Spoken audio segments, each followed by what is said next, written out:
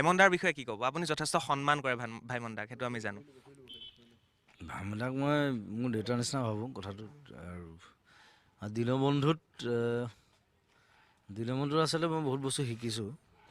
আৰু আৰু প্ৰথম সেইকাৰণে মোক 3 দিনমান এক্টিং কৰিবলৈ দিয়া নাছিলে। মোক এনেই বহুৱাই থৈ দিছে। মই ঘূৰি ফুৰিছোঁ আৰু মই এছিষ্টেণ্ট টাইপ ঘূৰি ফুৰিছোঁ। মানে কেলেই বহুৱাই থৈছিলে মই পিছত গম পালোঁ কথাটো। যে চব ডাইৰেক্টৰে এটা এক্টিঙৰ মানে এটা কাম কৰাৰ নিজৰ ষ্টাইল থাকে। চ' সেই বস্তুটো ক'প আপ কৰি তাৰপিছত তেনেকৈ ডেভেলপ হৈছে গোটেই বস্তুটো। আৰু দীনবন্ধুত বহুত বস্তু শিকিছোঁ। আৰু ভাইমন দা যিটো ক'লে সেই চিনটো লৈ পেলাই মই বৰ ভয় খাই আছিলোঁ। তাৰমানে তাতে তপন দাসৰ লগত মানে এইটো এজন ভয়ংকৰ এক্টৰ এজন। মইতো নতুন তেতিয়া এক্টিঙত।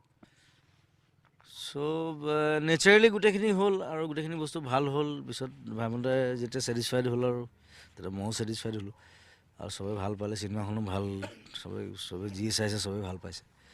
আৰু এইখনো মই ভাবোঁ খুব ভাল চিনেমা এখন হ'ব। আৰু ইউনিটটো খুব জমি আছে চব। এটা নহয়, দুটা চৰিত্ৰ দেখা পাব ইয়াত। সেই কি চৰিত্ৰ সেইটো নকওঁ, কিন্তু দুটা চৰিত্ৰ। অলপ বেলেগ দুটা। আৰু সেইটো কৰিবলৈ পালে মানে চব এক্টৰে ভাল পায় আচলতে। যদি এক্টিং সঁচাকৈ ভাল পায়, বিভিন্ন চৰিত্ৰ